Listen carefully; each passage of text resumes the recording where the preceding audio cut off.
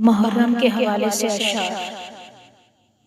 کہانی بس اتنی سی ہے، یزید تھا حسین ہے۔ قتل حسین اصل میں مرگ یزید ہے۔ اسلام زندہ ہوتا ہے ہر کربلا کے بعد۔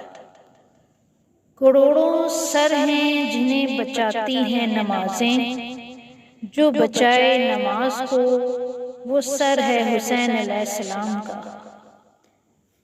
جب کبھی ضمیر کا سودا ہو، ڈٹ جاؤ تم حسین علیہ السلام کے انکار کی طرح۔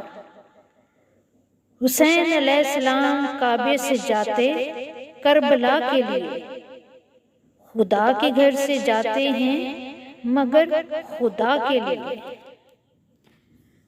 ناز جس پر کائنات کی ہر نماز کو تھا، وہ سجدہ پھر نہ دیکھا گیا حسین علیہ السلام کے بعد۔